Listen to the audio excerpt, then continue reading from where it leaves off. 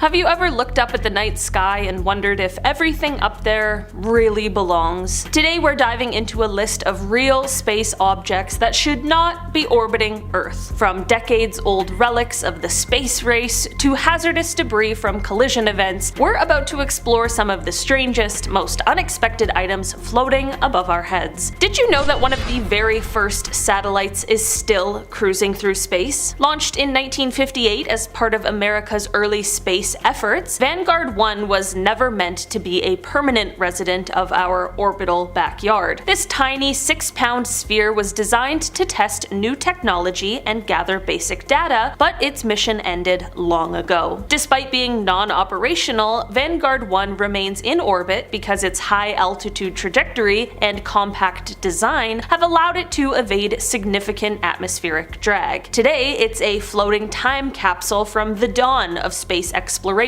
a relic that wasn't deorbited when newer satellites took center stage. The fact that this historical artifact continues to circle Earth is a reminder that sometimes space just doesn't clean up after itself. It is a fascinating blend of human ingenuity and the unintended legacy of our ambitious beginnings. Ever wondered what happens when you blow up a satellite in space? Me neither. In 2007, China conducted an anti-satellite test that shattered its weather satellite Fangun 1C into thousands of dangerous pieces. These fragments, now scattered like cosmic confetti, orbit Earth as rogue bullets speeding through the void. Each tiny shard poses a serious threat to operational satellites and even the International Space Station. What makes this event particularly chilling is not just the sheer volume of debris, it's the unpredictability of where these fragments will drift next. This incident is one of the most dramatic reminders that our orbital environment is not only cluttered,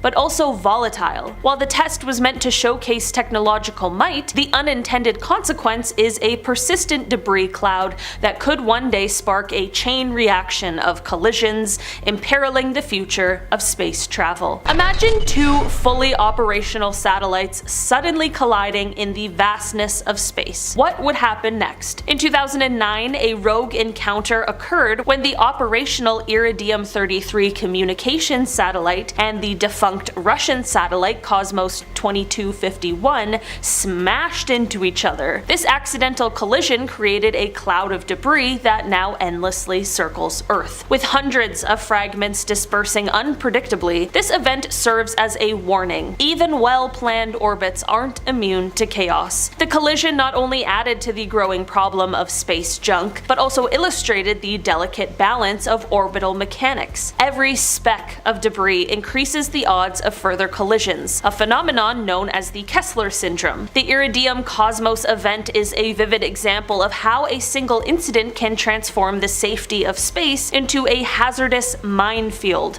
forcing engineers and policymakers to rethink how we manage our celestial backyard. Have you ever wondered what happens to rocket stages after they've done their job? Every time a rocket blasts off, its upper stages separate and, more often than not, are left to wander aimlessly in space. These spent rocket bodies, from everything ranging from early Delta launches to modern boosters, were never designed to become permanent fixtures in Earth's orbit. Yet, once discarded, they often remain there, silently orbiting at high speeds and posing collision risks to active satellites. Many of these defunct pieces are large enough to be tracked by ground-based sensors, and their unpredictable tumbling can lead to unforeseen close encounters with operational spacecraft. They're like cosmic cast-offs, a legacy of our relentless drive to explore space without a full plan for cleanup. This forgotten hardware underscores an important lesson. While our rockets propel us to new frontiers, the debris they leave behind can haunt us for decades. Have you ever imagined a tiny asteroid becoming an impromptu satellite? Every once in a while, Earth's gravity plays host to a temporary visitor, a small asteroid that gets captured into orbit for a brief cosmic pit stop. One such object, known as 2016 RH-120, floated around Earth for about a year before escaping back into the heliocentric orbit. These mini-moons are not like the moon that we all know and love. They're typically only a few meters across and are captured only for short periods. periods. Despite their fleeting appearances, they offer scientists a unique chance to study near-Earth objects up close without sending an expensive mission. Their erratic orbits and temporary nature make them one of space's most unpredictable phenomena. It's almost as if Earth, in a moment of gravitational whimsy,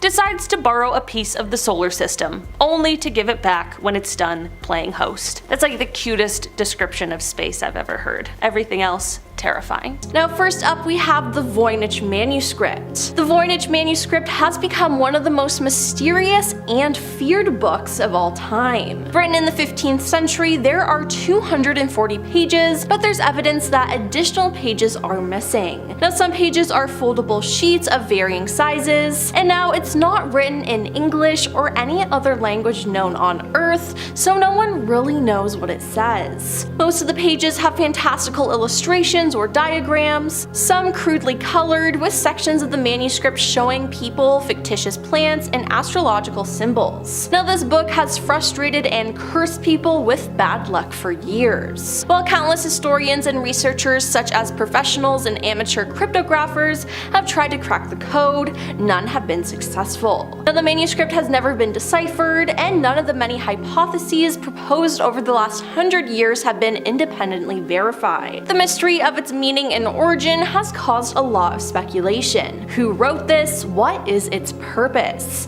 It seems that nobody knows, and we may never find out. But to add to this mystery, it's said that a fatal curse will be unleashed on anybody who finally unlocks this terrifying language. So that's cool. I guess. Next up we have the Nazca Lines. The Nazca Lines are a group of geoglyphs made in the soil of the Nazca Desert in southern Peru. They were created between 500 BC and 500 AD by people making depressions or shallow incisions in the desert floor, removing pebbles and leaving different colored dirt exposed. Discovered in 1930 when the US inaugurated 2 commercial lines, they cover 450 square kilometers and some measure more than 200 meters in length. Now they depict lines, geometrical figures, animals, and figures we haven't entirely figured out yet, but many believe them to be constellations. Now whether made for the gods or for some other reason, it's obvious that they were meant to be seen from the sky. Due to this, scientists have had trouble trying to figure out how they could have been designed and created without somebody directing the work from above.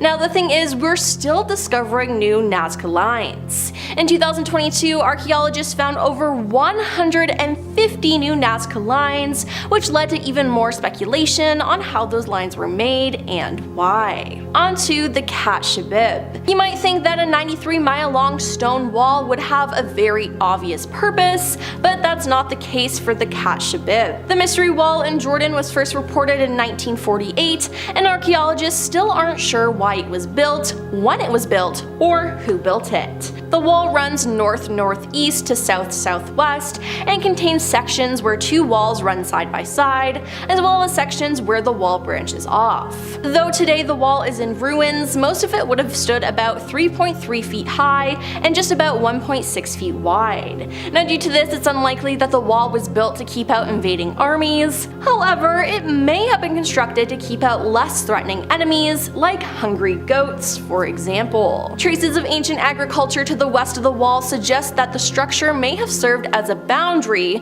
between ancient farmlands and other pastures of nomadic farmers, according to archaeologists. Now this sounds like a plausible explanation, but it's not confirmed. Now let's talk about the Drapa stones. The Drapa stones were discovered by a team of archaeologists in China. Hundreds of discs of stones were lying in the interior of a cave under a thick layer of dust. The discs resemble phonograph records and were 9 inches in diameter, with a circle that was cut out in the center, and it looks like a spiral groove. Now according to experts, these discs are more than 10,000 years old. Now the spiral is made up of tiny hieroglyphics, and when the texts on these discs were deciphered, they found out they had stories of spaceships crashing into the mountains. Now these spaceships were flown by a group of people who were called Drapa. Now with this explanation sounding fantastical, many people didn't believe this, and the researchers were ridiculed. Now later on, on, Russia took an interest in these stones and asked China for some samples. After China sent some samples, they did research on them and could sense some extraordinary vibration or a hum rhythm as if an electric charge was passing through it. Nevertheless, the research on it was discontinued later, or was at least not made public. Currently, no one knows where these stones are stored or what's being done with them, but to me, these definitely seem like some sort of alien artifacts. Then there's the Antikythera mechanism.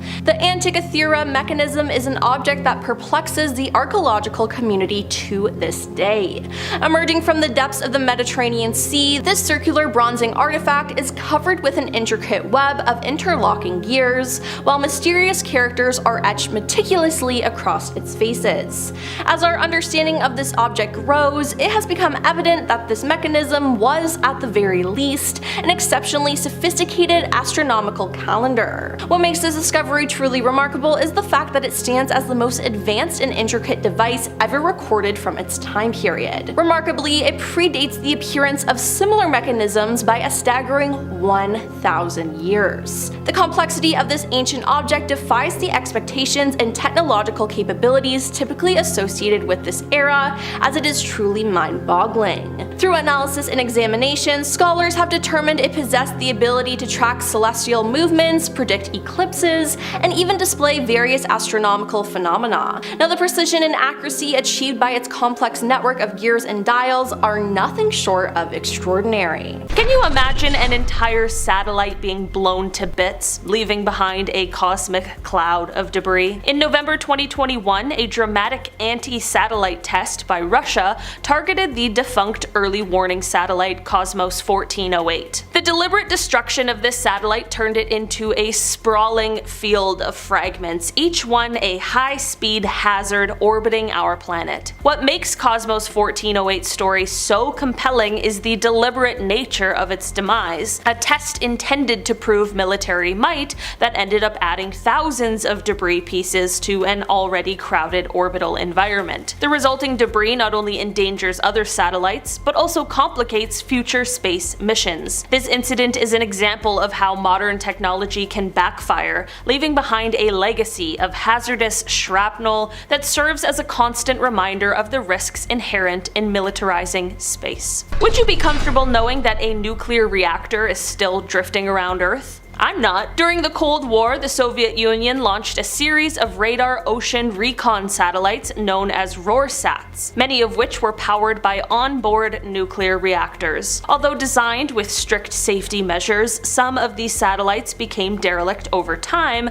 leaving behind a potentially dangerous legacy. The reactors were intended to be safely deorbited under controlled conditions, but budgetary constraints and technical challenges sometimes meant that these nuclear-powered satellites lingered in orbit far beyond their intended lifespans. While most have long since decayed or re-entered the atmosphere, the very idea that a nuclear reactor could someday re-enter unpredictably raises alarm bells. These RORSAT relics are not only historical artifacts of a tense era, but also serve as a reminder of the environmental and safety challenges posed by nuclear technology in space. Ever wonder what becomes of a satellite when its job is done? High above us in geostationary orbit lie dozens of dead communication satellites. Silent, unmoving, and completely out of service. These satellites, many launched in the 1970s and 1980s, were built to last only so long before being replaced by newer technology. However, once their missions ended, there was often no plan to safely remove them from the orbit. Now they drift like ghostly relics, occupying coveted orbital slots and sometimes interfering with newer operational satellites. Beyond the obvious hazards of collision and interference,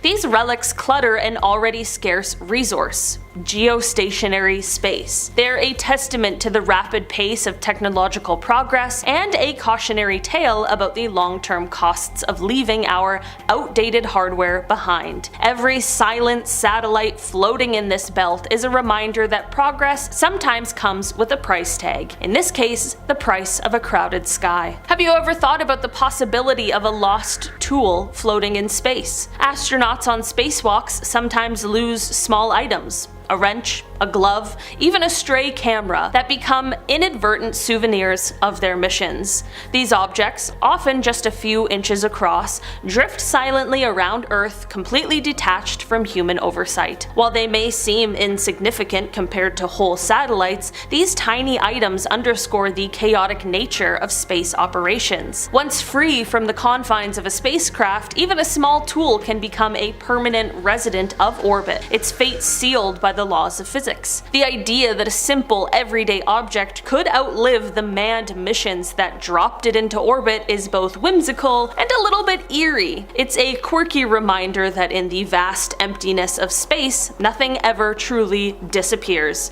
It just finds a new home, floating among the stars. Have you ever received a radio transmission from a satellite that's supposed to be dead? Believe it or not, some defunct satellites, often dubbed zombie satellites, occasionally spring back to life by transmitting stray signals. Although they're no longer under active control, their onboard systems can sometimes malfunction in ways that make them emit mysterious beeps or bursts of data. These phantom transmissions can interfere with communication networks and even confuse ground operators who wonder if a long-forgotten spacecraft has somehow reawakened. One of the strangest aspects of these zombie satellites is that, despite being technologically outdated and functionally useless, they persist as eerie echoes of past missions. Their unexpected signals are like ghostly whispers from the space age, a reminder that once you send something into orbit, it might just keep sending messages long after its purpose has been served. Number 10. NASA's Flying Frog. We'll kick this list off with one of my favorite photos from history ever. On September 13th, 2011, NASA's Leidy spacecraft lifted off from Wallop's flight facility in Virginia. Now, to witness a spacecraft take off and go to space, it's amazing, right? People travel across the country to hopefully catch a glimpse of this experience, right? Now, one frame of this specific launch, one photo here, shows an airborne frog. Just flying, he's spread eagle, just in the air, no idea how he got there. The team behind the launch confirms that this photo is real. Can you imagine what's going through his mind right now during this photo? In fact, what was he doing 5 seconds before this launch was ignited? Just sitting on a throttle booster, eating a fly. He's like, man, what can go wrong? Life, you know? If you ever have the chance to check out a NASA launch, keep your head up. It might rain frogs depending where you are. Number 9. Planet 9. With James Webb in the picture, we're seeing more of our universe now than ever. For a while now, astronomers have been confident about a 9th planet orbiting the sun. Now, this 9th planet is hiding far behind Neptune, so we haven't seen it, obviously. We've been here before, though. It's hard to tell the scale of these things. The largest asteroid in the solar system was discovered back in 1801, and that day it was initially classified as a planet. But just like Pluto, it was, kicked out of the planet party. Get out of here. You're too small for us. Must be this tall to be a planet. Peace. Talk about this 9th planet began in 2014 when American astronomer Dr. Scott Shepard, he found a small dwarf planet candidate called 2012 VP113. And the orbit of this dwarf planet was too large. It didn't make any sense. Something had to be assisting this colossal spin. For the planet to be acting this way, it would have to be 10 times more massive than our planet here, Earth, and it would take at least 10,000 years to orbit the sun just once. So, Happy New Year, I guess. And considering that it's tucked far behind Neptune, this 9th planet is around 200 times further out than ours. So far, we've covered about 30% of the prime area this planet could be in, and every space fact that I do, I also feel so anxious right after. Holy smokes, space is so scary. Number 8. Bermuda Triangle of Space. Awesome, we love these. If you thought the Bermuda Triangle here on Earth was jarring, buckle up. Turns out they got one in space as well. Awesome, great. I feel the space anxiety in my chest today. A handful of astronauts have experienced this in real life while orbiting our planet. They call it the South Atlantic anomaly, and it's part of the Earth's magnetic field, and many scientists have connected this triangle to the Van Allen radiation belts. So right above the South Atlantic, when the International Space Station passes through this area, computers often stop working, and astronauts will sometimes experience cosmic flashes in their eyes. That's terrifying. The Hubble has also glitched out when trying to take observations, so What's going on here in this weird triangle? Who knows? Maybe it's the Illuminati that Kanye's talking about. Number 7.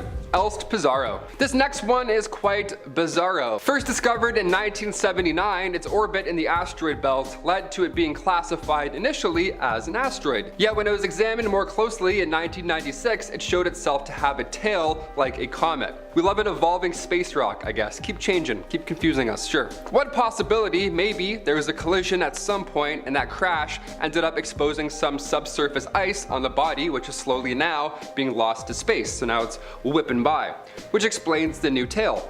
Elst Pizarro was an asteroid and then a comet, and then once its layers have melted off, now it could be just a plain old boring asteroid. Again, we're not too sure here. Elst Pizarro got the zoomies for a hot minute, but we're not sure why. Experts had hoped to launch the Castalia spacecraft in 2028 to get a better look, but since 2016 the European Space Agency hasn't had any funding to give this project the green light, so we'll never know probably.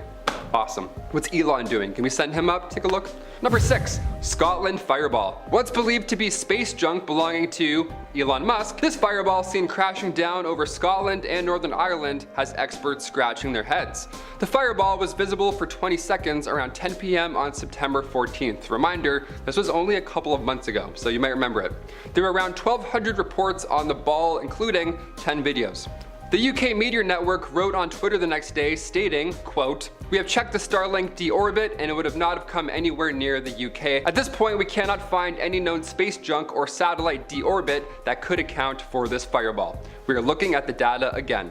End quote. This lasted 20 seconds, where a meteor would be much, much shorter.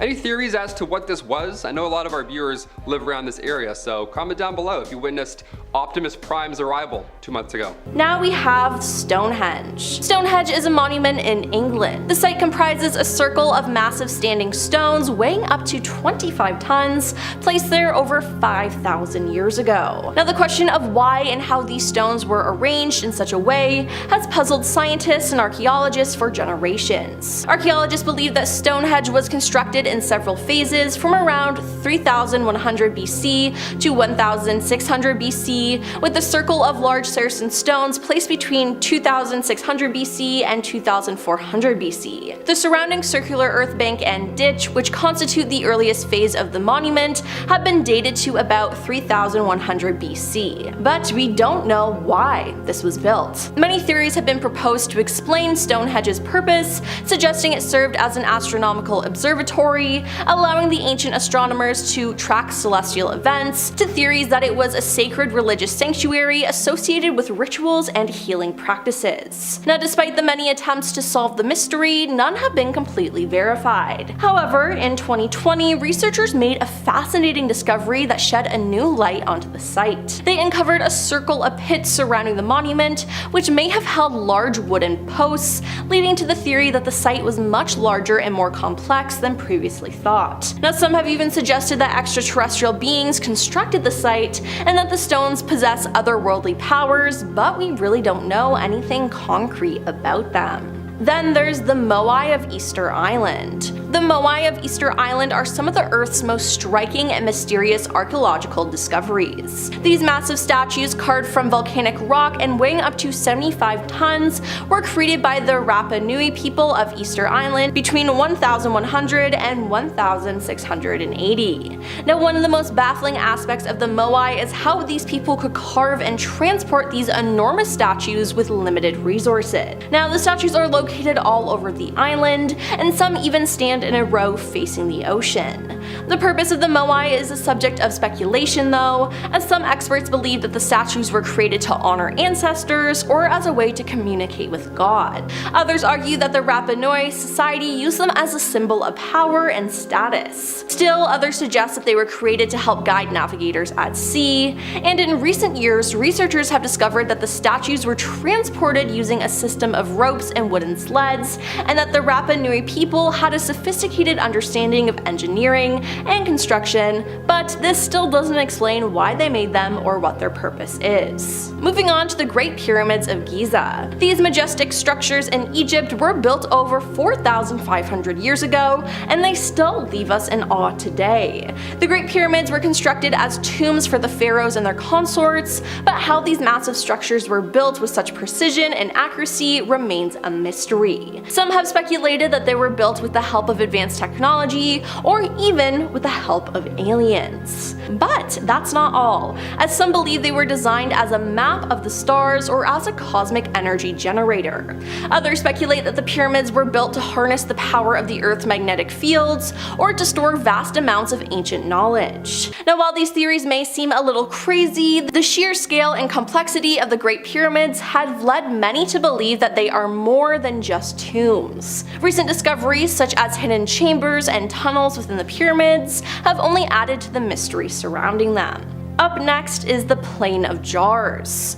Amid mountains in Laos, a field is home to the Plain of Jars. Now, the massive stone jars, some are almost 10 feet tall, are from 2,500 years ago, and no one knows why they're there. What purpose these stone jars served and who constructed them remains a mystery. Now, due to their size and the nearby bones, some archaeologists think the urns were prehistorical burial sites for an ancient civilization that traveled along a forgotten overland trade route between the Mekong River and the Gulf of Tonkin. Others believe the urns were used as distilling vessels during the early stages of funeral rites. A body would be placed inside and left to decompose before being moved to a crematorium or secondary storage location. Now, after the corpse had fully decayed, the remains would be returned to the urn and another fresh body would join it, repeating the cycle. Meanwhile, locals say the vessels held whiskey for a mythical giant, or rice wine to celebrate giants, helping them defeat their enemies. Now, it seems like we might not know the real reason for these jars, but you can visit them if you want. Now, most of the vast area containing the jars is off limits to the public. Of the 60 sites, tourists can only visit 7. And why? Well, undetonated US bombs from the Vietnam War are still scattered in the area. And lastly, we have the Baghdad Battery. The Baghdad Battery is believed to date back to 250 BC, and it comprises a clay jar, a copper cylinder, and an iron rod arranged to produce a small electric current when filled up with an acidic substance. Now, despite being a simple device, its true purpose remains shrouded in mystery. Theory suggests that the device was used for electroplating, as a medical instrument, or for religious ceremonies. But some scholars think that the Baghdad Battery was part of a larger, more complex system lost to history. Others have speculated that it was used as an early electrotherapy, treating illnesses with electricity, or that it was created to communicate with aliens. Now, regardless, it's filled with mystery to this day. Number 5. Michigan Lights. If you're a fan of the series Unsolved Mysteries over on Netflix, this next one here should ring a familiar bell.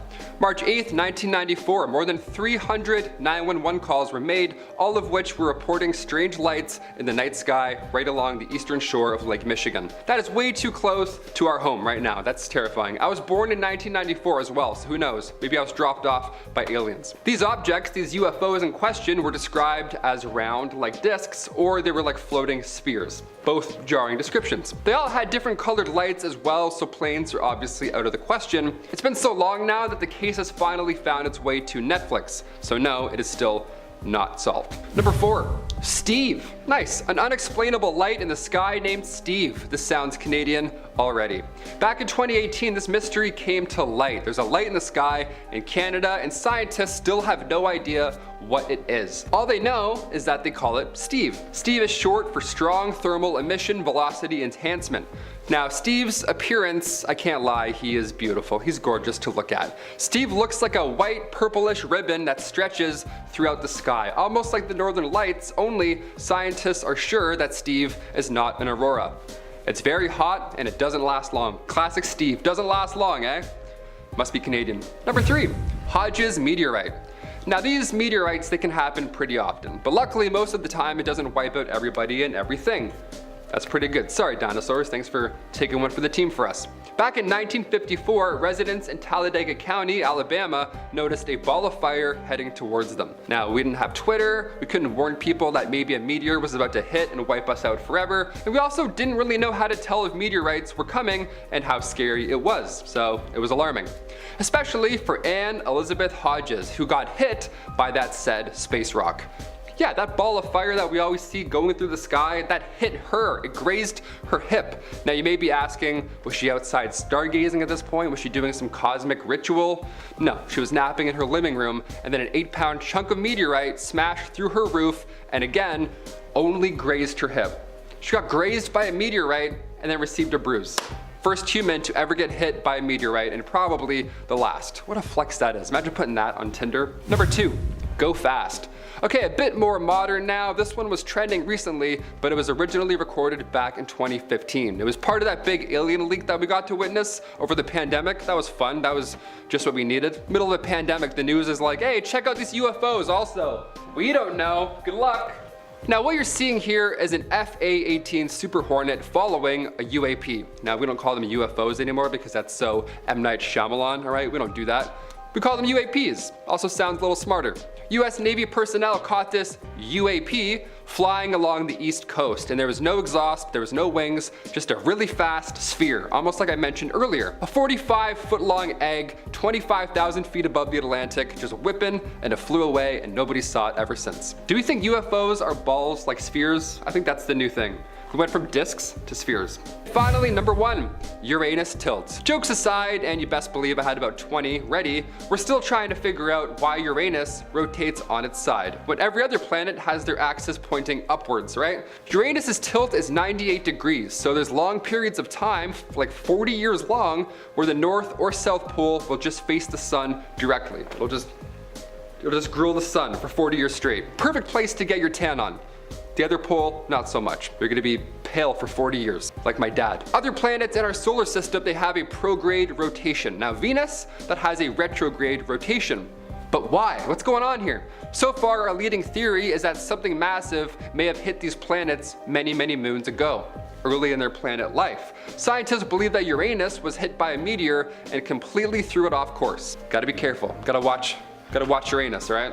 Hit that thumbs up for Uranus. Starting off in our number 10 spot, we have Dragonfly 44. This is what is called an ultra-diffuse galaxy, and it is located in the Comma cluster. This galaxy is of concern because of some interesting observations that were made in relation to it back in 2016. Basically, this galaxy was first discovered because of the influence it is having on our Milky Way galaxy. Astronomers noticed some strange sort of ripples in our galaxy and subsequently realized that this was due to the pull of Dragonfly 44's gravity as it orbited around our own. Of course, once it was realized that this galaxy was the culprit, experts started looking into the galaxy more, and that is when it was realized that this galaxy is actually quite dark. In fact, we can only really see this galaxy due to 4 bright stars that shine out of the otherwise dark, gloomy galaxy. This has led to the hypothesis that this galaxy must be largely made of dark matter. This is extremely interesting because not only is dark matter one of the most pressing mysteries of space, but this galaxy was found to be made up of 99.99% dark matter. Some even say that this galaxy shouldn't even really be able to hold itself together with so few stars. This is all to say that this galaxy is extremely interesting, and with further investigation and research, it may just be the key that helps us understand what in the world dark matter really is and what it's made of. In our number 9 spot today, we have cosmic disappearance. Some sort of unidentified thing that is larger than anything in our known universe is sucking portions of the Milky Way away. I know, it's terrifying and it definitely is concerning,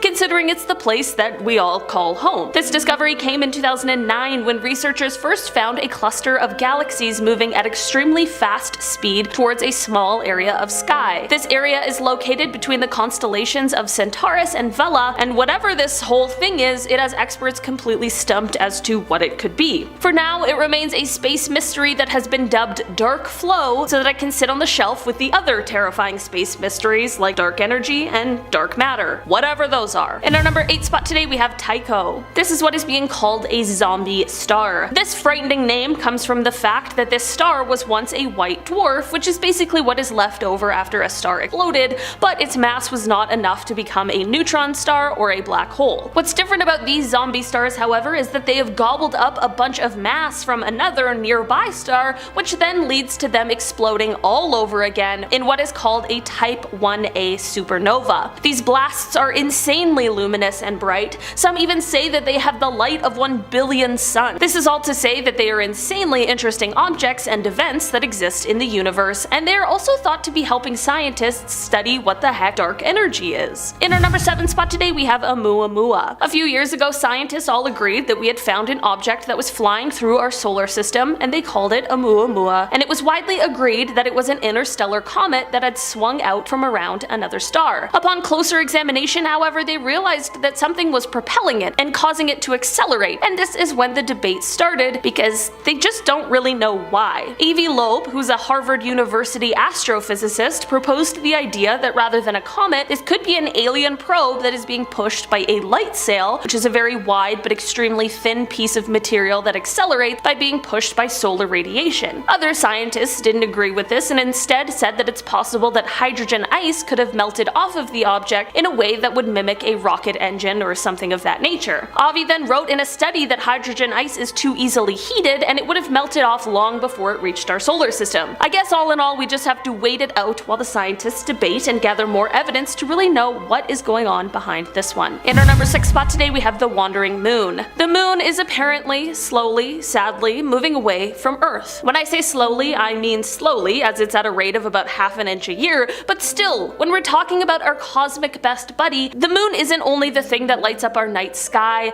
The moon plays a vital role to our lives here on Earth due to its great companionship and its gravitational pull. The moon's gravity is what causes the tides of our ocean, so without our moon, who knows what would happen to our marine ecosystems. The moon is also responsible for the axial tilt of Earth and how it stays in relatively the same place. Without the moon, we either wouldn't have any tilt at all, or we would be tilted all the way. This would mean that we would either have no seasons, or some of the most extreme seasons any of us have ever seen. While it doesn't appear the moon is going anywhere soon, sometimes we just have to keep an eye on her to make sure. In our number 5 spot today we have new material.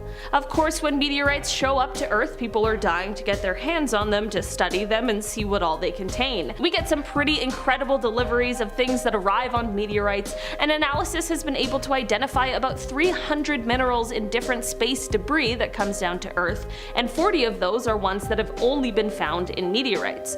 This is all very cool and interesting, but one of the most fascinating is the Allende meteorite. This is one that exploded over Mexico in 1969, and after analyzing samples from it, in 2012 scientists announced the discovery of a material that had never been seen on Earth, and that frankly no one knew was even possible to make. It was called pangite, and it consists of quite a strange variety of elements, including titanium, zirconium, and scandium. In our number 4 spot today we have CFBD SIR 2149. Ah yes, the rogue planet with the easiest name to remember.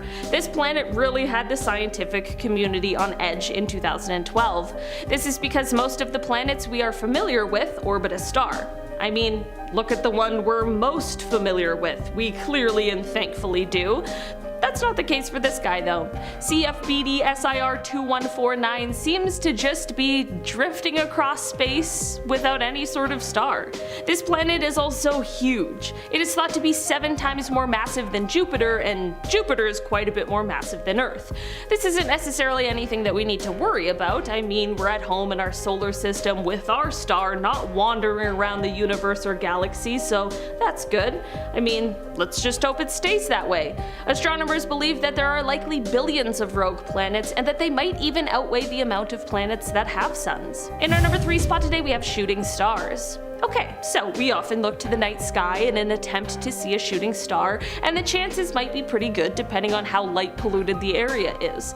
I mean, either that or you're seeing one of the Starlink satellites, but either way, we know that shooting stars aren't really stars at all, and are instead meteors burning up as they move quickly through Earth's atmosphere. But what if I told you that there really are some shooting stars that are actually stars? Hypervelocity stars were discovered by astronomers in 2005, and it is thought that they occur, or form, when a binary star system, or a star system that has two stars, gets destroyed by a black hole. One of the stars in the system will usually fall into the black hole, which just may send the other one flying across through space as fast as millions of miles per hour. It's definitely not the same thing that we think of when we think of shooting stars, but it is quite the galactic event. In our number 2 spot today we have quasars. If you aren't exactly familiar with them, they are super compact objects that kind of have a star-like appearance as they are very luminous, and it is thought that these guys are powered by supermassive black holes.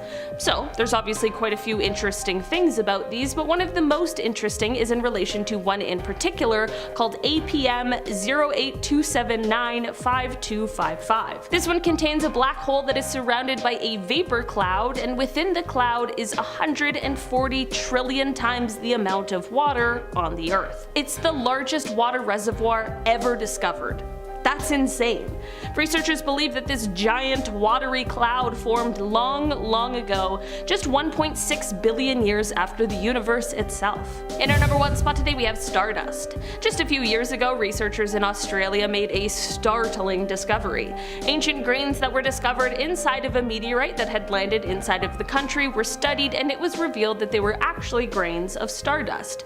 This dust was formed somewhere from 5 to 7 billion years ago, and it is now the oldest solid material ever found on Earth. These kinds of pre-solar grains are a very rare find. In fact, they're so rare that they're only found in about 5% of meteorites that have fallen to Earth. This is a fascinating discovery because having something like this really is the next best thing aside from having the actual star itself, and it gives insight into our universe billions and billions of years ago. Starting off in our number 10 spot we have radiation-proof bacteria. In 2002, Russian astrobiologists hypothesized that a bacteria here on Earth may have actually evolved on Mars. Deinococcus radioduranis is the most tough bacteria on Earth. It can withstand even the most extreme conditions such as cold, dehydration, vacuum, and acid, but the craziest part is that it is virtually radiation proof. These little microbes can withstand several thousand times the amount of radiation a human can withstand, as well as more radiation than any other bacteria on Earth. You can even find this bacteria on the inside of a nuclear reactor. Scientists did an experiment to see how quickly this bacteria could build up a stronger radiation resistance by zapping the bacteria with enough radiation to kill 99.9% of it, and then leaving the remaining 0.01% to repopulate before zapping it again and repeating the process. It was concluded that it would have taken E. coli thousands and thousands of rounds to build up the same resistance that this hardy bacteria did in only 44 rounds. With this experiment, and based on the dose of radiation they gave each bacteria, it would take millions and millions of years to get even close to that amount of radiation they gave the bacteria in one cycle. Since Earth just doesn't carry that amount of radiation, it has led some scientists to speculate that since Mars is virtually unprotected and receives extremely high amounts of radiation, these bacteria may have evolved on Mars and gained their resistance in just a few 100,000 years, and that they may have been flung off of Mars by an asteroid and then brought to Earth on meteorites. It certainly is just a hypothesis at this point, but really, how else can we explain this random super-powered bacteria that is unlike anything else on our Earth? In our number 9 spot today we have the USS Princeton UFO. What's a space list without the mention of a UFO sighting? This one took place in 2004. On November 14th of that year, the USS Princeton noticed an unknown aircraft of some sort that was about 100 miles off the coast of San Diego. For 2 weeks prior to this, the crew had been tracking a strange flying object that would start out at around 80,000 feet before extremely quickly dropping to hover right above the Pacific Ocean. Black Aces Commander David Fravor and Lieutenant Commander Jim Slate of Strike Fighter Squadron 41 went over in 2 fighter jets in order to kind of scope out the situation, and when they arrived, they saw what at first appeared to be churning water, while there was an oval shape just below the surface. After this, a white oval-shaped object appeared above the water, but it had no markings on it. Like, we're talking no windows, nothing that would indicate an engine, no wings, and the infrared monitors on the jets didn't pick up any sort of exhaust. The commander and lieutenant commander tried to intercept this strange aircraft, but it very quickly flew away and reappeared on the monitor 60 miles away. Like, when I say quickly, I mean it was moving at 3 times the speed of sound and over twice the speed of the fighter jets. Like some Top Gun Maverick stuff.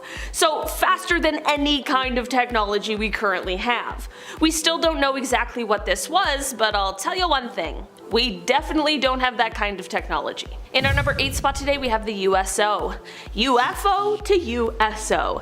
Daryl Miklos is an explorer who took a deep dive following maps that had been put together by his friend and former astronaut Gordon Cooper. The map Daryl was using was initially made to help identify more than 100 magnetic anomalies in the sea. During one dive at a location within the Bermuda Triangle, where everything weird happens, he thought he was going to find an ancient shipwreck, but instead he found something that continues to stump researchers and Daryl himself. He came across a very strange structure that wasn't like anything he had seen before. This structure had long obtrusions which stuck out from the sides, and the whole thing was covered in coral, so whatever it is, it has been down there for hundreds, if not thousands of years. Daryl has said, quote, "There's identical formations in 3 different areas, and they don't look nature-made, they don't look man-made. Certainly nothing I've ever seen based on my experience, and I have years of experience at doing this. We've identified multiple different types of shipwreck material. This doesn't match or look anything like that." People have started speculating that this structure may just be the remains of a crashed UFO. If it isn't that, then what else could it be? In our number 7 spot today, we have the Antikythera mechanism. The Antikythera mechanism is an extremely mysterious discovery that has stumped researchers ever since it was found. This artifact was found 150 feet below the surface of the Aegean Sea in a shipwreck, and it is the oldest kind of computer ever recorded, as it was dated back to the 7th century BCE. The author David Childress likened the finding to if they had found a jet plane in King Tut's tomb. That's how bizarre this discovery really was. Due to the complexity and oddity of the finding, alien enthusiasts have believed for quite some time that it may have been technology that was passed down from some sort of superior being, so aliens. When the artifact was recreated in order to learn about the mysteries it holds, the mechanism was able to calculate the position and running time of each planet. How would they have been able to create this without the use of sophisticated astronomical tools? I'm not saying that this is like concrete proof of alien life, but I don't know. There's just gotta be something else at play here. In our number 6 spot today, we have fossilized microbes. This is a piece of evidence that came from 1996, and it is said to have come all the way from Mars. 25 years ago, scientists said that they had potentially found what appeared to be fossilized microbes in a lump of Martian rock. This rock was hypothesized to have come off of Mars after some sort of collision that the planet had, and then just casually floated around in space for some 15 million years before it ended up in Antarctica in 1984. You know, just the kind of thing that happens in space. Once the rock was found and analyzed, it was found that it contained organic molecules and small specks of mineralized magnetite, which can sometimes be found in the bacteria here on Earth. Once viewed with an electron microscope, there were signs of bacteria found. Of course, with anything like this, there will always be skeptics, and some have claimed that the magnetite wasn't that similar to those found in bacteria, and some claim that the signs of nanobacteria were just grown in a lab.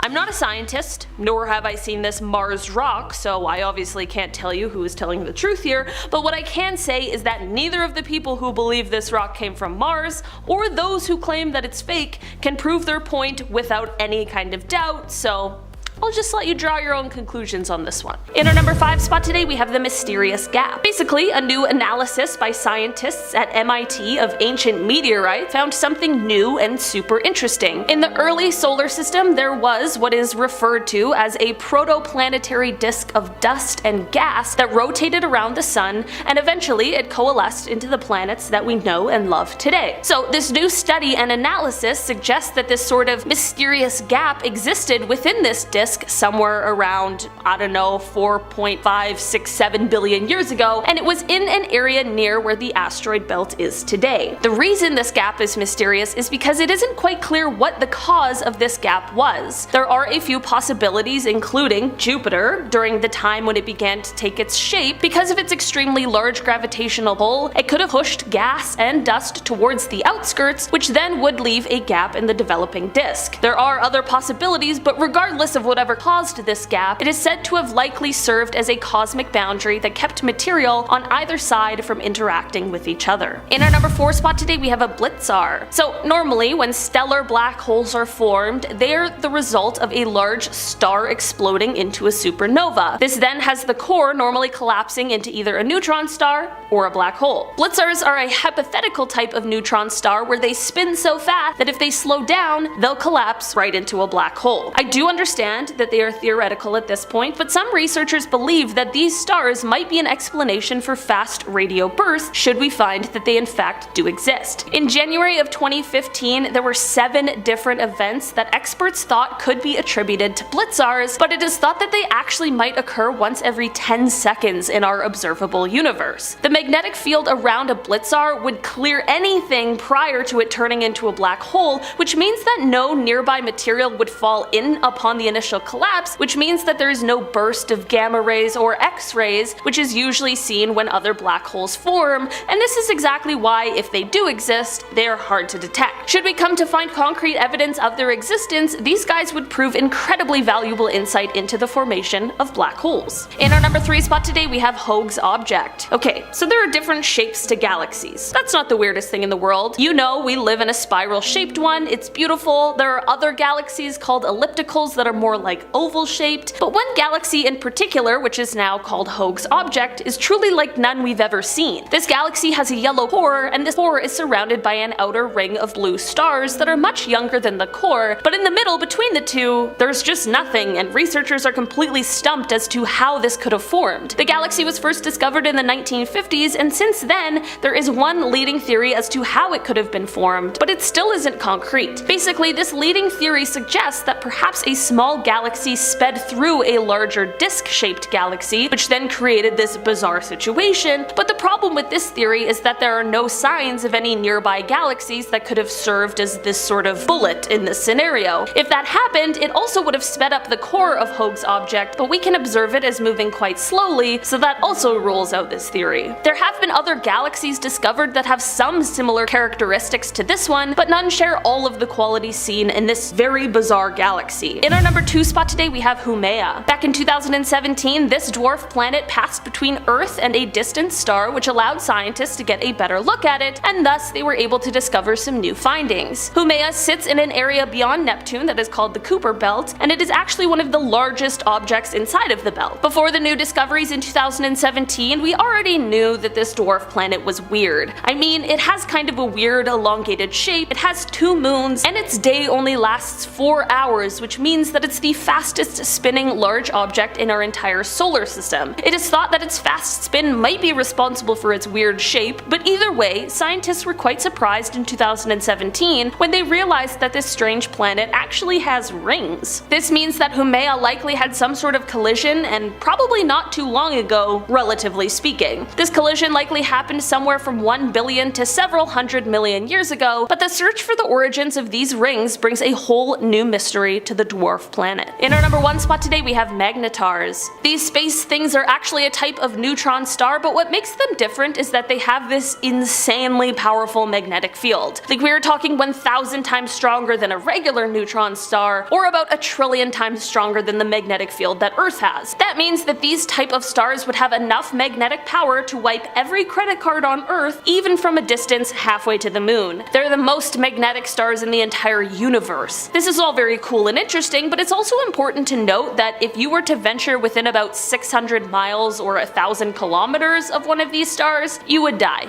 Very quickly. The magnetic field would destroy your body. It would tear electrons from your atoms, which would then basically turn you into a cloud of monotonic ions, or single atoms without electrons. This is all to say that next to black holes, these are one of the most bizarre objects in the entire universe. Starting off in our number 10 spot, we have space energy. While a team of astronomers was working to map out about the universe, which, for a second, imagine that's your job. What a task. Anyway, while they were doing this, they found a very mysterious object that is sending out bursts of energy every 20 minutes. This object is somewhere around 4,000 light years away, but despite this distance, it was sending out energy bursts that were so big that it was one of the largest radio sources in the entire sky. That's no easy feat. These energy bursts were occurring in a cycle where one would happen for 1 minute every 20 minutes before it would disappear for a few hours, and then this whole thing would repeat over again.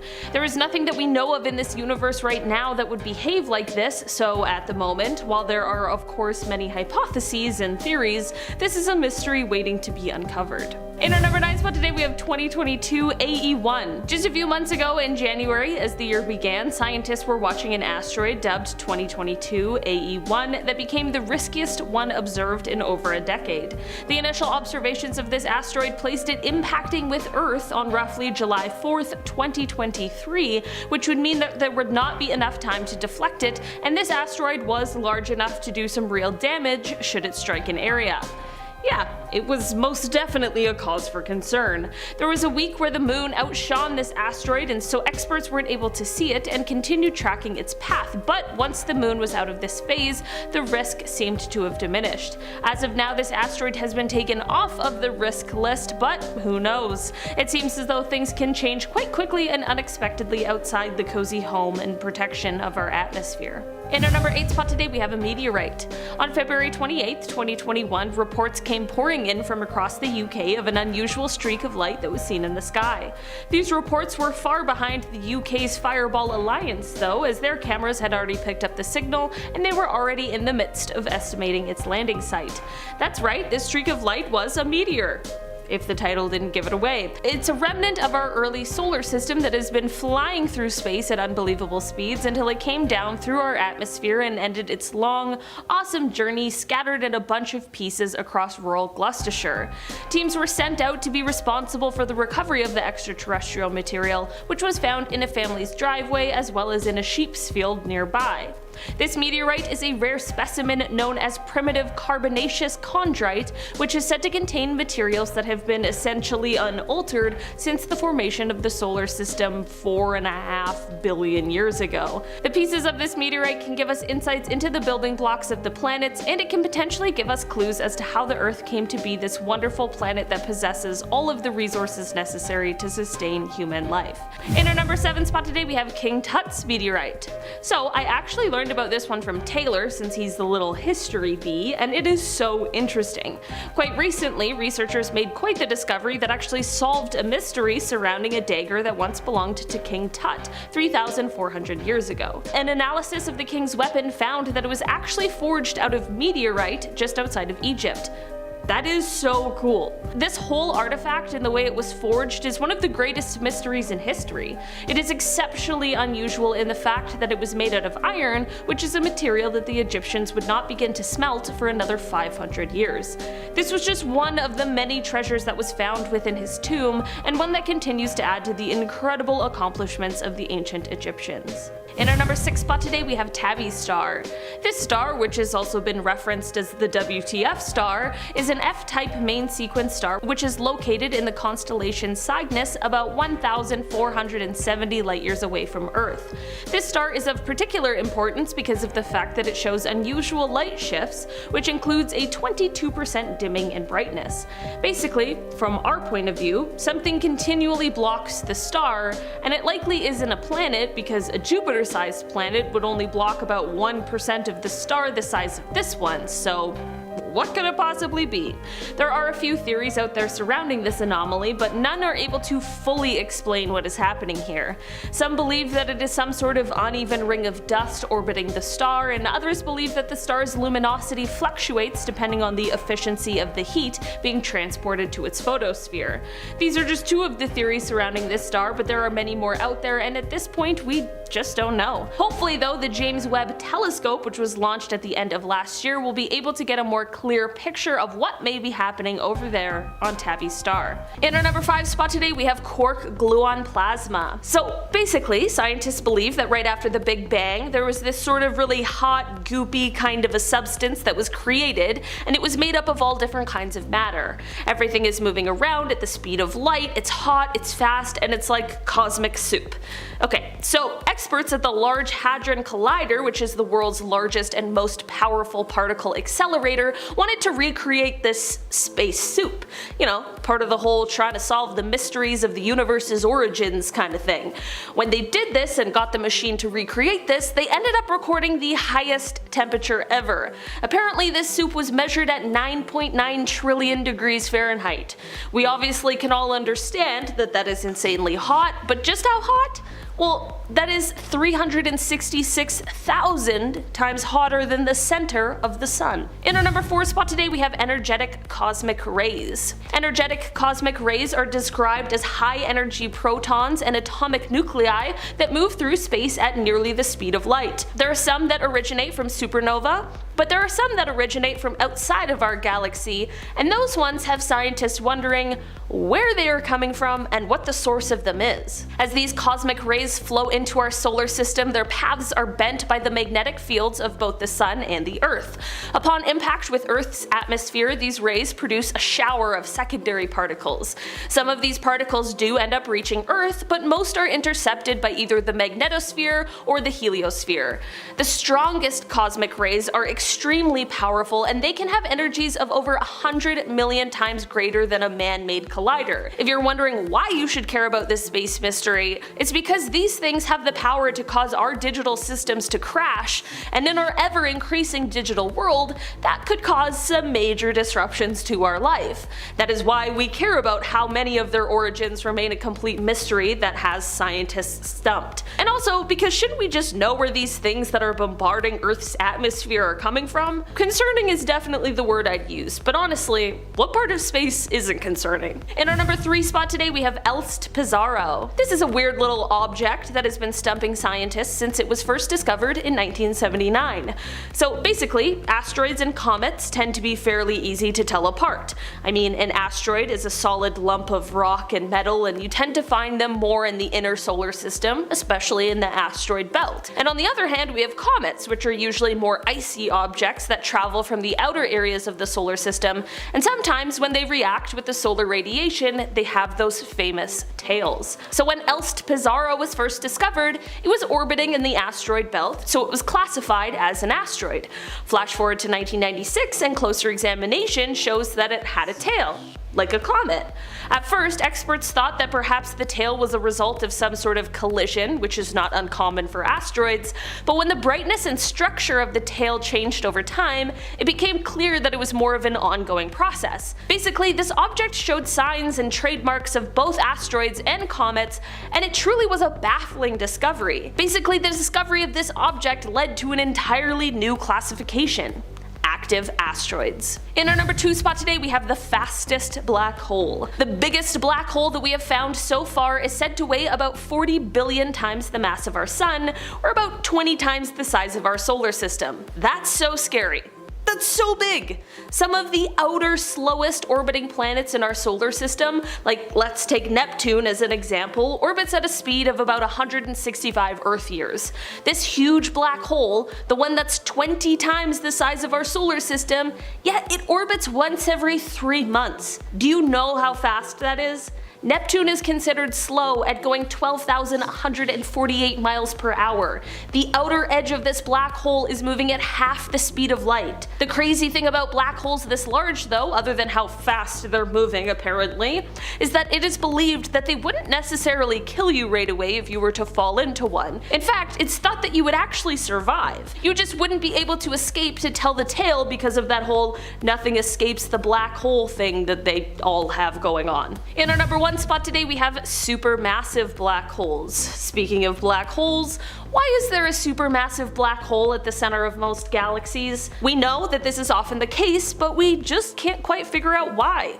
Every galaxy's supermassive black hole ranges in size, and we know that a stellar black hole forms from a supernova when the core of the star implodes, but we don't know how a supermassive black hole is formed. Because of the fact that the center of galaxies is where a lot of matter is boxed in, it could happen that supermassive black holes form from a cluster of regular stellar black holes, which all ended up merging together because they were in a tight confined space at the center of the galaxy.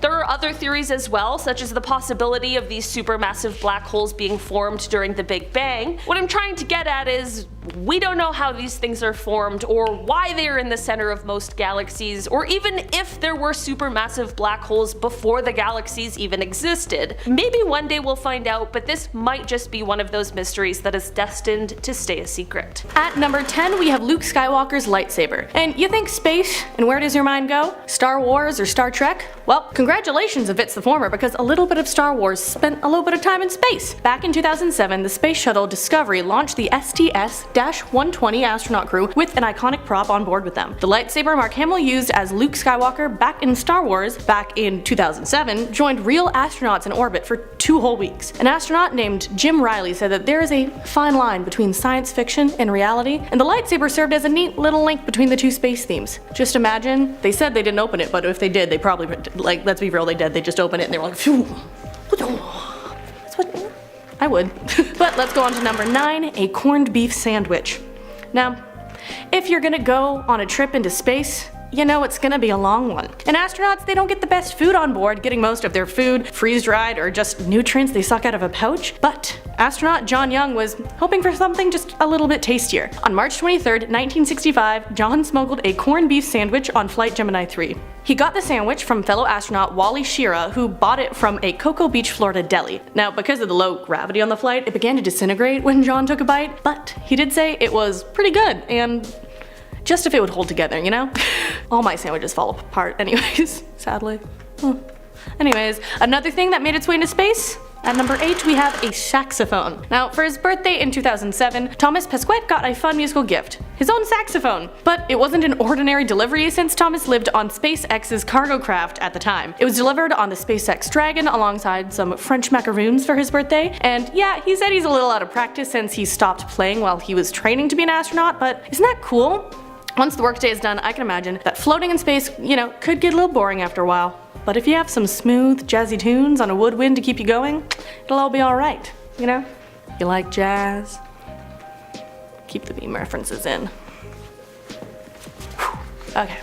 At number 7, piece of a plane. When Neil Armstrong went to the moon in 1969, he brought a little piece of a plane with him. And not just any plane too, but a piece of the rudimentary airplane the Wright brothers flew in 1903 when the aircraft came a few feet off the ground. Now, Neil had with him some of the fabric and some of the propeller of the Wright Flyer, and this was as a homage to pioneers that paved the way in aviation and beyond. Which, of course, all makes sense because the Wright brothers Flyer 1 was the first successful heavier-than-air powered aircraft. And so, you gotta respect those who came along before you, you know? Alright, get ready for it. This one's special. At number 6, we have dirt. And yeah, okay, obviously it's not just any dirt, but it is dirt. The dirt that did go into space came from the pitcher's mound at Yankee Stadium. And you might be thinking, why, Abby? So basically, Garrett Reisman is not only an astronaut, but also a huge Yankees fan. And he was flying on Space Shuttle Endeavour's STS-123 mission back in 2008, and astronauts are allowed to bring mementos, so he thought, hey, why not bring up a little bit of dirt from the stadium of my favorite team? And it seems worth it when you find out he also threw the first ceremonial first pitch from space in microgravity. So the man's dedicated and he's gonna go down in history, so seems good to me. Now, the next one hasn't just traveled into space, but it has stayed there. In our number 5 spot today, we have the Hubble Space Telescope. The Hubble Space Telescope was launched in 1990 by NASA in cooperation with the European Space Agency, and together they placed the very first space observatory into orbit. Something that we only dreamed of for hundreds of years finally accomplished. Since 1990, the Hubble has produced over 1.3 million images of the solar system, the stars, and the galaxies. It is one of the most incredible scientific creations in terms of space exploration, and it really set the tone for all of the advancements we've had since. It's been in orbit for a long time, and the 27,000-pound solar-powered observatory is coming close to retirement, and that means that NASA has a couple of options. They can either craft up a controlled return to Earth, they can boost it higher into orbit, or they can try to design a new mission to increase the longevity of the scope. But basically, they need to make their minds up, because the longer it stays in orbit, the more it decays due to Earth's pull.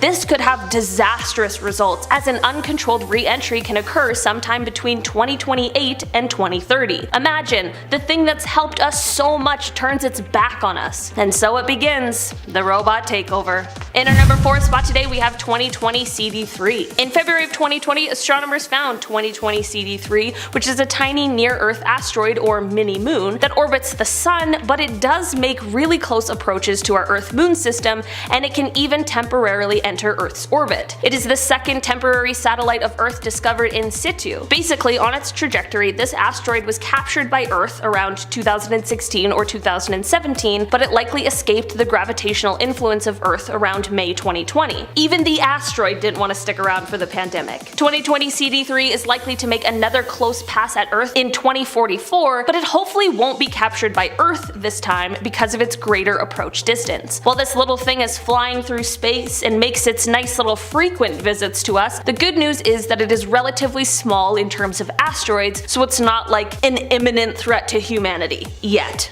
In our number 3 spot today, we have Cosmos 1818.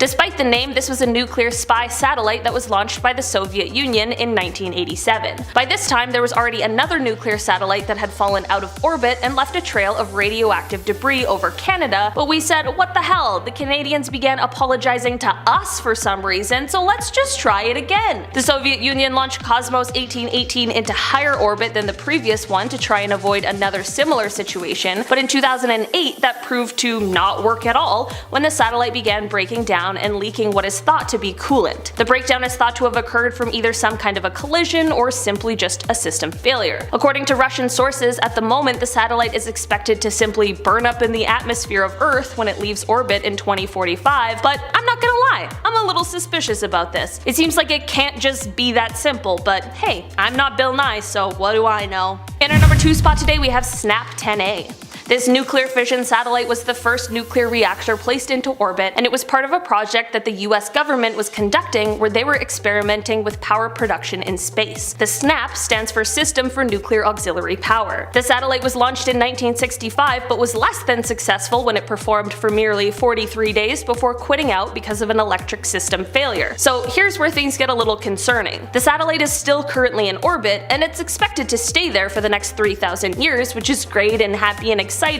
unless you're trying to travel through its orbit. But since none of us are astronauts and don't have that problem, we're good unless it collides with something else, which it is very vulnerable to do. This would potentially cause nuclear radiation to be released. Yeah, I mean, have you heard of Chernobyl? In our number 1 spot today, we have SL-16RB.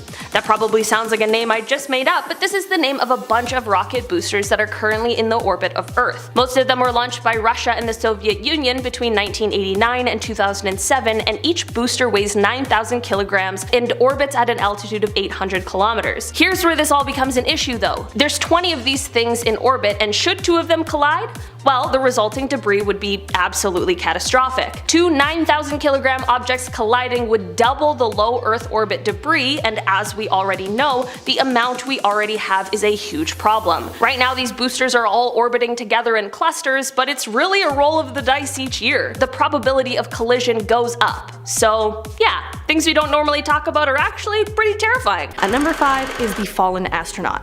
Now, not all people who went to the moon made it back safely. It is a risky job to be an astronaut after all. So now, resting on the moon is a small aluminum figurine by Belgian artist Paul van Hooijdonk. It is stylized to try to depict an astronaut in a spacesuit as a way to commemorate those who have passed in the advancement of space exploration. It was put on the moon in 1971 next to a plaque listing 14 American and Soviet men who were known to have died at that point. This was organized by astronaut David Scott before his Apollo 15 lunar mission, and now it serves as a nice tribute to all those who give their life to space. And now, people haven't been the only mammals to not make it through a space mission, which brings me to number 4. Lots of dead space monkeys, many called Albert. Now, before people were sent into space, animals were used to test the waters.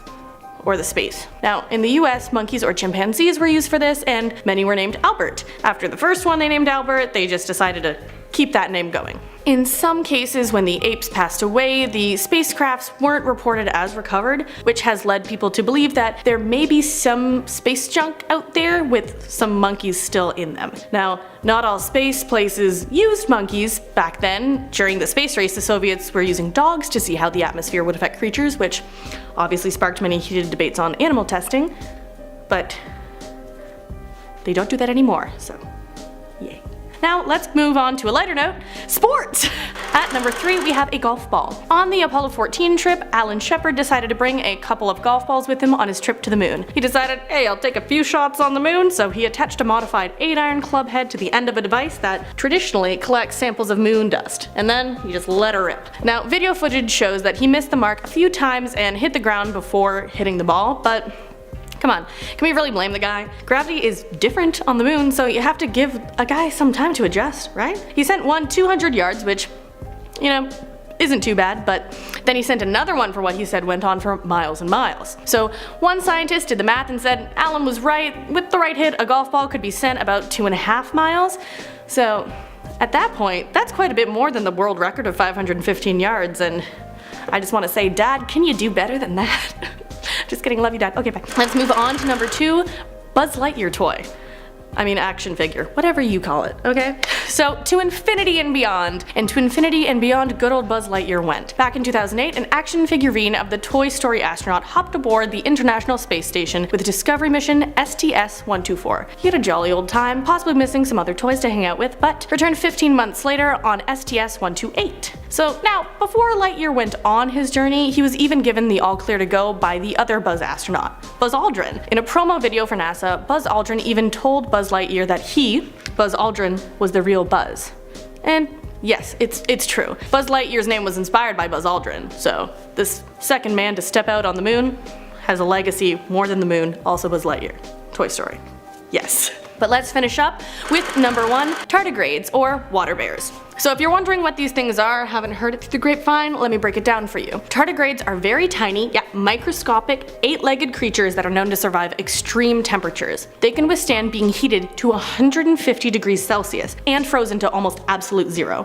So knowing this, scientists did experiments with tardigrades and found out that some could withstand being in the vacuum of space. And this is because they can be brought back to life decades after being dehydrated, or it's at least possibly connected to that. So right now there are some of these tardigrades, aka water bears, aka moss piglets on the moon. Now this is since an Israeli spacecraft crash landed on the moon this April. Also, some people think they are still alive, so maybe they'll be the first inhabitants on the moon. That'd be kinda cool, little bears, microscopic, but yeah. Now number 10, a Pluto slug. Some people say Pluto isn't a planet or just a main planet anymore, just a dwarf planet. And to that, I say, no, Pluto is a real planet in my heart, okay? Anyways, on to what really matters. In 2016, NASA's New Horizons spacecraft got some nice pics of an icy region on Pluto's surface. If you look at the picture, there's like a little black formation in the center, and behind it is a trail. So it looks like a little slug has been making its way across the icy terrain, carving its own little path, making its way through this just desolate space. No, okay, I'm not crying because it's actually a slug, because it probably isn't. The scientists are saying it's likely a dirty block of water ice floating in a denser solid of nitrogen, so not a slug, but like it looks like it. It still is a mystery on what exactly it is, because that's more a hypothesis, you could say, but it's probably not a slug. But it doesn't stop me from thinking, like, doesn't that sound like a nice children's book or something? The slug on Pluto. It'd be so cute. Like, that's all I'm thinking. On to number 9, the Mars spoon? Question mark? So this is a much closer planet than Pluto, who is still a planet in my heart. So this is Mars. So on a photo captured by the beloved NASA Curiosity rover, you can see what looks like a spoon, possibly? Like, it looks like a spoon, honestly. There's a handle, check. Mini concave element on the end of the handle, also check. Yes, it just looks like it's covered in dust because it's on the surface of Mars, which is, you know, a red, dusty planet, but spoon, nonetheless. This was spotted by a YouTube user called UFO Hunter, which led to more people kind of agreeing and being like, yeah, it looks kind of like a spoon. From then on, more people were questioning, just like, yo, where did this spoon come from? Was a Martian eating an ice cream sundae before an entire Martian race was just wiped out?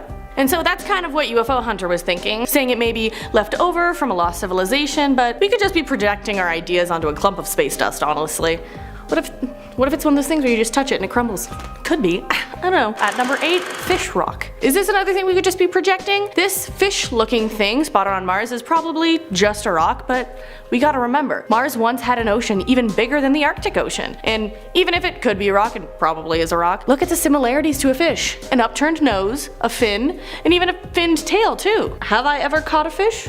No. And have I tried? Yes, but if I did catch one, I bet it would look like this, and I bet it would also be a rock that I was trying to convince people was a fish, but let's move on to number 7, face on Jupiter. So yes, let's hop on over to another planet, our big one in our solar system, the big old gas giant Jupiter. And now this image shows what looks like a derpy looking face on the gas giant. It even has a lovely name. Wait for it. Jovi McJupiter face.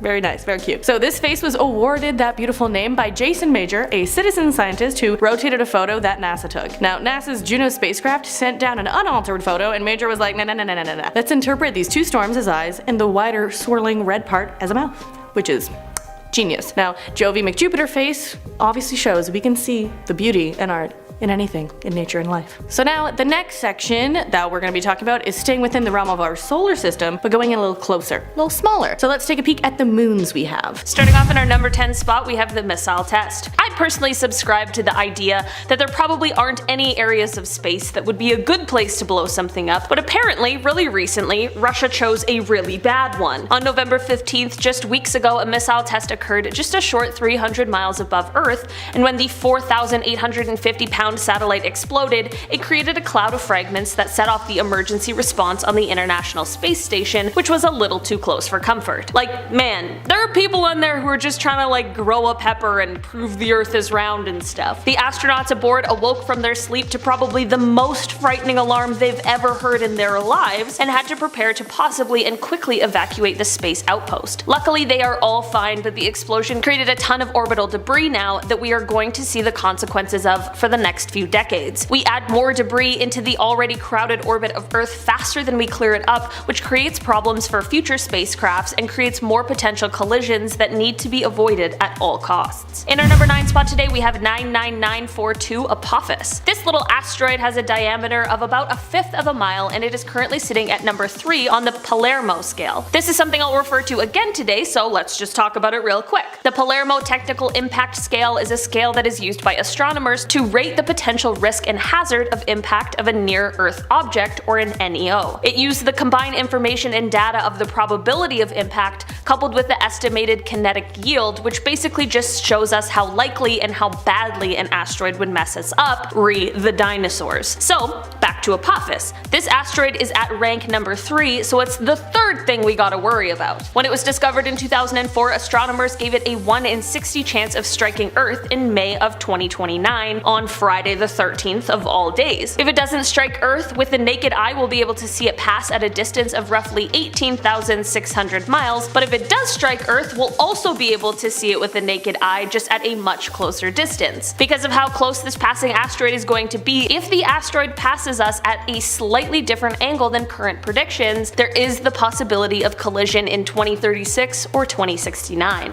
In our number 8 spot today, we have the Swift-Tuttle Comet. This is obviously a comet, and while it isn't exactly orbiting Earth, it is in an orbit that causes it to make repeated close approaches to both us here on Earth as well as our sweet little moon. Here's the thing, we keep trying to calculate the next passage of the comet. I say we like I'm doing any kind of calculating. Experts keep trying to calculate the next passage of the comet, but it's always off by like 15-ish days. What's also super cool is that the nucleus of this comet is quite large, which is truly concerning for us. That's not the cool part, but when experts realized that, they started looking back through texts and documents of the past to see if this comet had been observed before, and it seems like it had been in 69 BC and 188 AD. That is so cool! The good news is that for now, if all the calculations are correct, we don't have to worry about anything in our lifetime. Sorry to those living in the year 3000 though. In our number 7 spot today, we have Envisat. This was a large environmental satellite that was launched by the European Space Agency on March 1st, 2002, and it was the world's largest largest civilian Earth observation satellite. It lasted for twice its expected life length as it monitored the environmental health of Earth for a decade, but in April of 2012, without any warning, it totally stopped all communications. This means that its status and location are completely unknown. The size of this thing is one of the main concerning points of this, as it is 85 by 32 feet and weighs a common cool 18,000 pounds. Since we don't know where it is and have no control over it, it's simply up to space and the laws of physics now. It is predicted that the uncontrolled descent of the satellite to Earth will likely take place over the next 150 years or so, and it threatens the risk of injury and damage. There's also a 15 to 30% chance that it'll collide with other space junk and cause a major fragmentation event. In our number 6 spot today, we have 29075. Okay, we talked about number 3 on that scale, so are you ready for number 1? On the Palermo scale, for the last several years, the asteroid 29075 has been given the highest rating because of its large size, coming in with a diameter about 2/3 of a mile. This would have absolutely devastating effects on the biosphere and climate if it were to strike Earth. Again, the dinosaurs. There is good news about this one though. If it does hit Earth, we'll all be long gone and we will miss it entirely. The chance of an encounter doesn't get too close for comfort until 2880, so for now, we're in the clear. In our lifetime, we only have to worry about, well, a bunch of other things on this list and student debt. So at number 6 we have Ravioli Moon. This delectable little treat of a moon is one of Saturn's moons. Its name is Pan, and yes, it looks like a little treat of ravioli. And ravioli gets tossed in a pan with butter or oil, right? Does that blend the two names together enough for you? Connections.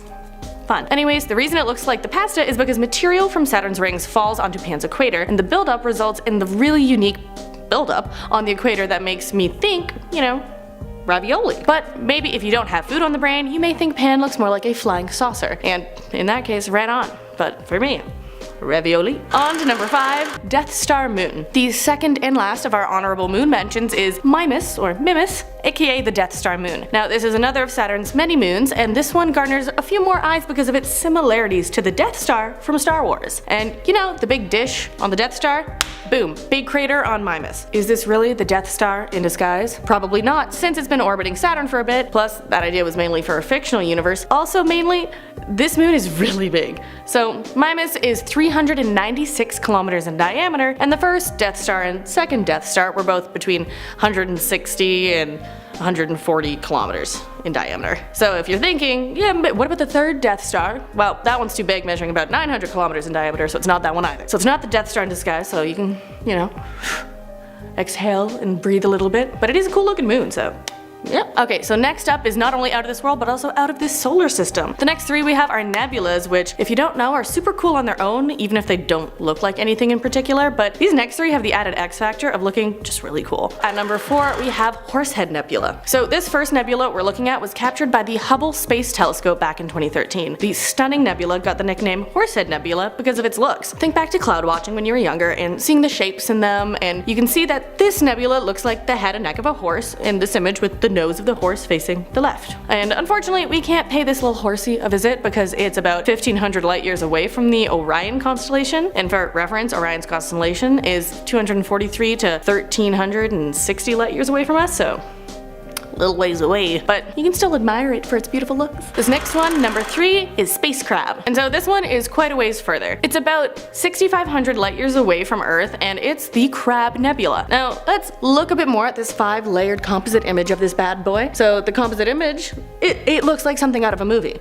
1, stunning. And then again, 2, the colors, magnificent, such range. Do I sound like I'm impersonating Jonathan Van Ness? Yes. It looks like an artist made it. It's beautiful. And yes, this nebula is called the Crab Nebula because the range of its legs, so it said, but others have also compared these outstretchings to an octopus's tentacles. And so if you're having a hard time seeing these legs or arms that I'm talking about, look mainly at the pink sections and a little bit at the yellow, and I find it helps you paint a picture of what you're looking at. I am the nebula. On to another nebula, the Twin Jet Nebula, also known as a space butterfly. So this cosmic butterfly looking thing is actually a 2-lobed nebula. It has the official name PNM2-9, and it was originally spotted back in 1947. It's more commonly known as the Twin Jet Nebula because really it looks like 2 jets coming out of the back of a rocket ship colliding into one another, and then the blasts radiating outwards. I feel like you could even argue it's 2 pop bottles head to head shrouded in like a green atmosphere. But then if you look right in the center, I say it looks like a a fairy from Legend of Zelda, which looks a bit like a butterfly. So that's where you get the name Cosmic Butterfly. Mystery solved. The Twin Jet Nebula is obviously a fairy from Legend of Zelda. You're welcome.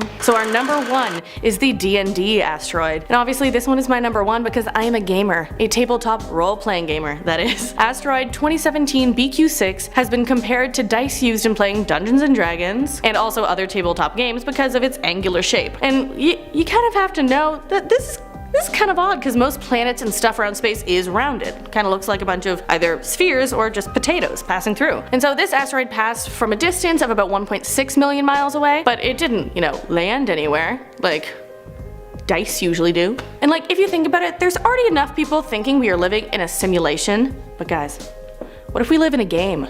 One of their dice in the great unknown fell into space and now they're laughing at us because we rolled a natural 1 on perception. A simulation game. You're thinking The Sims, I'm thinking they're just dictating each of our lives with dice rolls. It's all up to random. Who knows?